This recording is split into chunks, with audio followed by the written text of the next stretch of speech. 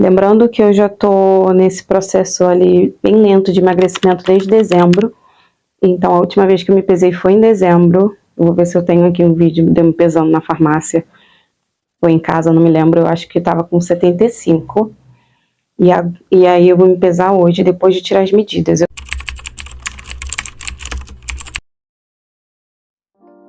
Começando pela cintura.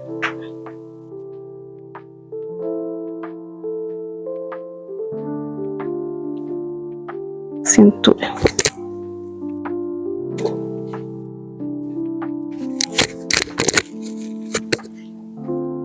Oitenta, ó. Cintura 80. Eu tenho um caderno aqui onde eu anoto essas medidas. E aqui, ó. Eu já tinha anotado desde de dezembro. Essa aqui foi a última vez, que foi em janeiro. E aí não me... Olha a cintura, eu tava com 78. Agora eu tô com 80 de cintura. Isso não é bom. Lembrando que eu estou de jejum. Acabei de fazer atividade física, porque o ideal é você tirar as medidas em jejum. Então eu tô de jejum e fiz atividade há pouco tempo. Vamos pro abdômen.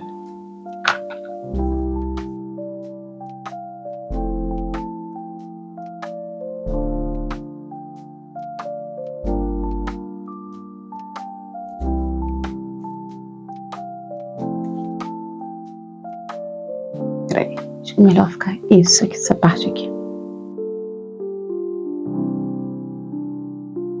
Onde tem a pochete. 91.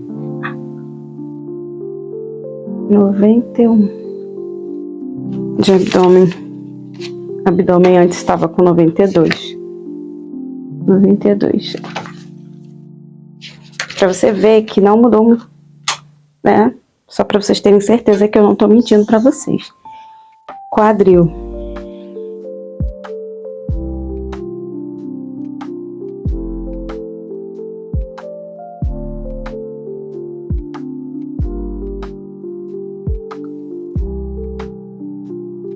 Cento e 105 de quadril.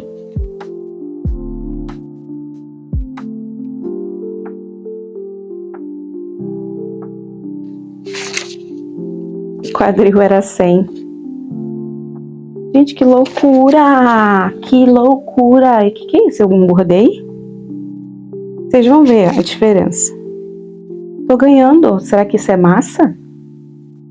Porque na balança, vocês vão ver, na balança tá diferente. Braço esquerdo. Quando digo braço, é essa parte aqui, né? Do tchauzinho, que é mais macia, vamos dizer assim. Macia. 29.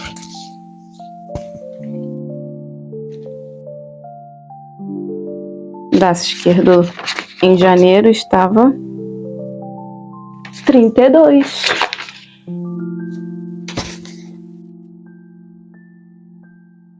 E por que eu tô fazendo esse comparativo de janeiro? Sendo que agora que eu estou começando o desafio de 180 dias. Porque, para vocês verem que desde dezembro, na verdade, eu estou tentando ali, me esforçando para emagrecer. Então, eu começava esse processo, mas não era constante. Então, através desse desafio, eu decidi ser constante, entendeu? E aí, é que entra vocês. Braços direito, vamos lá.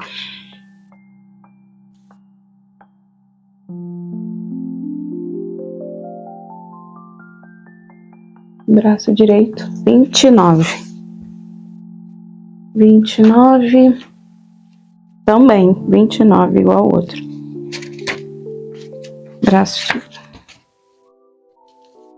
Braço direito.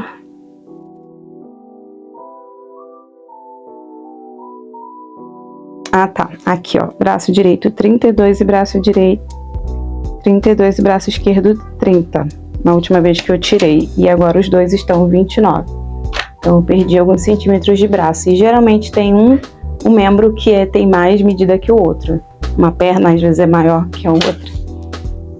Agora a coxa esquerda.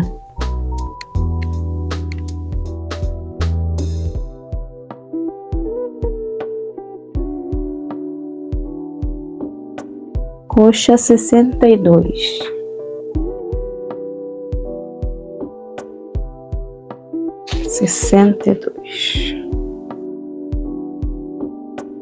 Coxa direita.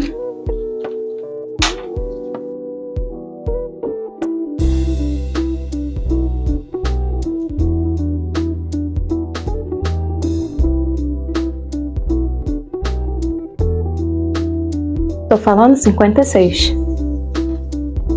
A minha coxa direita. O que foi? 57.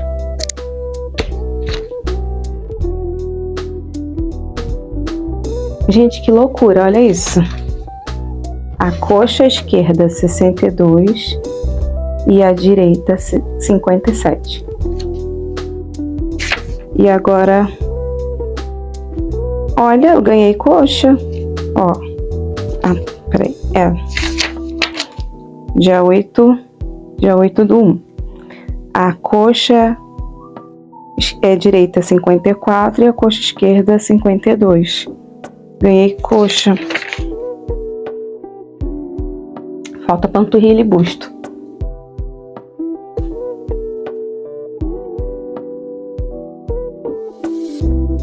A parte aqui.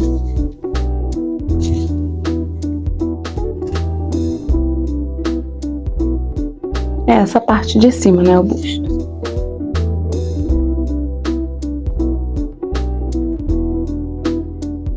(94) de busto.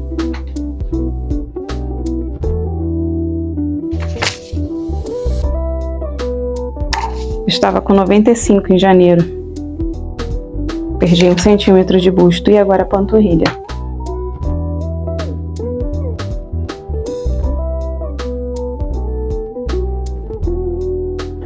(35) panturrilha.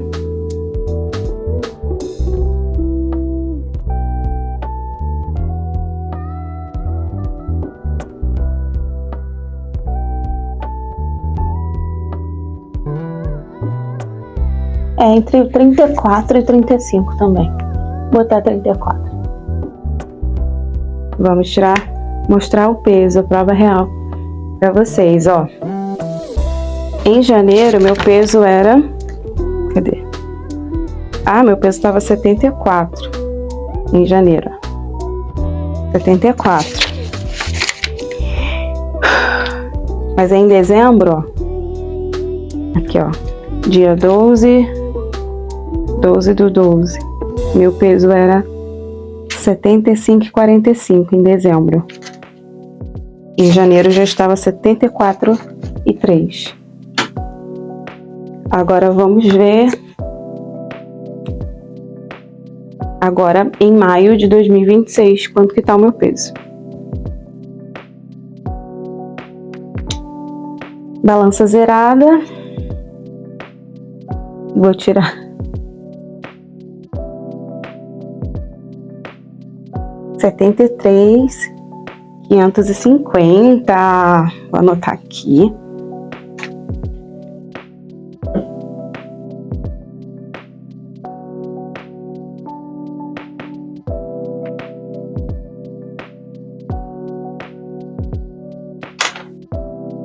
Então, eu tenho que emagrecer 13 quilos. Não é mais 15, 13 quilos. Eu preciso emagrecer até outubro, que é quando esse desafio termina. Mas olha que interessante, eu perdi peso na balança, mas as medidas, algumas aumentaram e outras diminuíram pouca coisa, né? Que interessante isso. Então, acompanhe tudo por aqui, gente. Bom, gente, sobre meu processo de emagrecimento, eu tinha falado que ia fazer com acompanhamento com uma profissional, nutricionista. E essa semana, conversando com uma nutricionista, eu decidi que eu vou fazer por meio de jejum intermitente. E aí eu vou compartilhar com vocês agora como que vai ser esse processo de jejum intermitente, tá? Porque é um assunto muito delicado. Algumas pessoas fazem um pouco de loucura para emagrecer por meio de jejum intermitente. Mas eu pensei bastante, pesquisei profissionais na internet também, o que profissionais sérios falavam sobre isso. E o jejum intermitente feito da forma certa, ele só tem benefícios. Então, eu decidi que de segunda a sexta, eu vou parar de comer às 18 horas. A partir das 18 horas eu não vou comer mais nada. E vou voltar a comer às 12 horas do dia seguinte. Porque eu achava que o jejum intermitente ele tinha que ser, tipo, da hora que eu acordei o dia inteiro. Mas ele pode ser feito dessa forma, tá? Inclusive, eu vi um vídeo do próprio Dr. Drauzio Varella falando sobre isso. Então, eu posso parar de comer às 18 e só voltar meio-dia no dia seguinte. Com isso, eu vou ter um total de 18 horas sem comer. E eu vou ter apenas 6 horas no meu dia para comer. Então, gente, isso quer dizer que eu vou precisar ser bem seletiva naquilo que eu vou comer durante essas 6 horas. Né? Se eu tenho 6 horas para comer, eu não vou me encher de chocolate, eu não vou me encher de x-tudo, de pizza, enfim, de coisas que são extremamente calóricas e maléficas para o nosso organismo. Então, eu decidi que eu vou fazer da seguinte forma, né? Acredito que a minha realidade seja a realidade de muitas pessoas, mas existem pessoas que têm uma realidade muito mais difícil que a minha. Atualmente, eu não tenho condições de comprar várias variedades de alimentos, vários tipos de proteína. Então, as proteínas que eu tenho aqui em casa geralmente é frango, ovo, às vezes peixe, às vezes carne vermelha. Então, eu vou contar muito, muito, muito com a proteína do ovo e a proteína do frango, que é a maior, que geralmente é o que a gente mais tem aqui em casa de comida, de proteína. Mas também tem, gente, outros tipos de proteína sem ser carne, que é a soja, né, o grão de bico, para quem gosta, também é bastante proteico, que pode acrescentar ali para o almoço. Então, o meu almoço consiste em comer bastante proteína, grãos e vegetais. Esses grãos, eu incluo ali o arroz e o feijão mesmo, o basicão, o arroz e feijão, e os vegetais. Podem ser a salada, né, alface, que geralmente a gente come muita salada aqui, que é alface.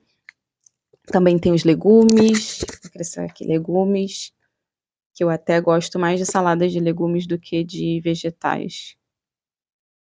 Legumes, ok. E aí, no lanche, eu gosto de pão, e a minha realidade é que geralmente a gente tem mais pão aqui em casa do que outra coisa. Do que um iogurte natural, não tem nada disso aqui. Então, pão, manteiga, né, que geralmente é o que a gente tem. Então, eu vou comer uma fruta, um pão ou uma tapioca, que às vezes a gente também compra goma de tapioca. Então, um pão ou tapioca com alguma proteína dentro.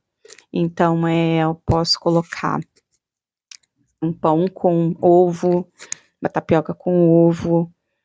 O ovo vai fazer parte da minha vida bastante, graças a Deus. Que eu gosto, tem gente que não gosta, tem gente que é alérgico. Aí realmente tem que ir para um profissional ajudar. E vamos lá. E aí vou intercalando, né, cada semana, e de bebida, suco ou chá. Eu confesso que café, ainda mais à tarde, não rola. Então, chá, eu gosto de chá gelado. Então, ainda vou ver que tipo de chá eu vou tomar. E eu gosto de tomar chá sem açúcar mesmo. Jantar. Aí o jantar pode ser comida mesmo, pode ser feijão, tal, na mesma coisa mais ou menos do almoço, ou pode ser um lanche. E aí esse lanche pode ter biscoito também, que eu quase não como biscoito recheado, mas tem biscoitos que eu creme crack, maisena, que é o biscoito que eu gosto, com alguma coisa para beber, um leite, um achocolatado, não sei. Mas eu tô trazendo um cardápio bem realista, bem brasileiro aí, que é o que a gente mais encontra, tá? E aí, às 18 horas, encerrei. Encerrei, não como mais nada. Óbvio que vai me dar fome, óbvio. Ainda mais o horário que eu durmo tarde. E aí, o que eu vou fazer? Bebo água. Beber água, bastante água. E aí, eu vi aqui quanto de água eu tenho que beber por dia. E aí, eu fiz um cálculo que eu achei na internet, que é você calcular 35 ml vezes o seu peso. Então, aqui eu até calculei 35 vezes 75.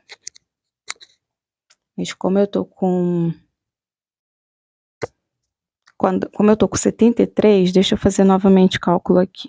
35 vezes 73 igual a 255 ml, que são 2 litros, 2 garrafas e meia dessa aqui, que eu tenho que tomar por dia. Então, quando sente fome, bebe água. Bebe água. Que a gente só tem a ganhar bebendo água. O máximo é que eu vou ficar com mais vontade de ir ao banheiro. Alimentos que eu vou evitar. Evitar industrializados, evitar frituras, excesso de pão, né? Porque pão vai ser uma vez só, que vai ser na hora do lanche. Excesso de pão, doces, fast food. E aí, porque no final de semana, eu vou flexibilizar mais, porque no final de semana a gente às vezes sai, às vezes tem um aniversário, alguma festa, né? E aí, quando tiver esses eventos de sair, de ter uma festa, eu vou comer. Não vou ficar, não vou comer. Você vai mais flexível em relação a alimentos, mas eu vou evitar alimentos gordurosos. Por quê? Porque o meu organismo, ao longo da semana, ele vai estar ali sendo totalmente limpo, né? Para depois, final de semana, avacalhar tudo com alimentos gordurosos, principalmente à noite. Principalmente à noite. Então, pelo menos à noite, evitar esse tipo de alimento gorduroso. E aí, obviamente, talvez eu não pare de comer às 18 no sábado, no domingo, e aí eu compenso no dia seguinte, porque eu vou completar 18 horas sem comer. Então, se eu vou encerrar mais tarde à noite, eu vou iniciar mais tarde no dia seguinte, e assim sucessivamente, tá? E aí, gente, vamos para uma parte que envolve muito no processo de você se reeducar, de você fazer um jejum intermitente, que é o comer emocional. Eu sei que eu tenho muito o comer emocional, e é aí que está a linha tênue em relação à compulsão alimentar, que é o que a gente tem que tomar muito cuidado, tá? Eu vou fazer um automonitoramento para poder verificar alguns pontos do meu comer emocional.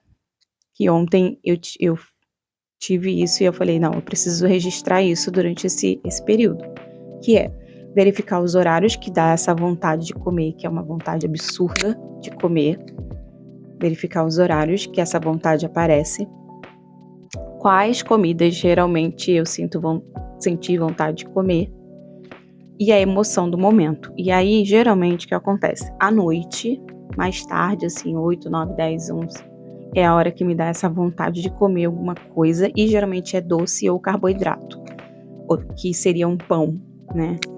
Um pão, um biscoito, um doce. Geralmente são esses os alimentos que me dá vontade de comer, e a emoção geralmente é frustração ou ansiedade. São essas duas emoções que geralmente eu acabo compensando com a comida. E aí verificar no final se a fome era realmente física ou necessidade de conforto. Por quê? Porque a partir daí eu vou bolar outras estratégias para aliviar essas emoções. Então as emoções vão continuar ali. E se eu não aliviar elas de um jeito, elas vão, né, desencadear de uma outra forma. Então antes eu comprava. Agora é como, porque comprar, né, não tá dando para comprar. E aí eu vou fazer esse registro e volto aqui na semana seguinte para compartilhar com vocês como que foi esse processo do comer emocional e quais estratégias eu bolei para lidar com eles.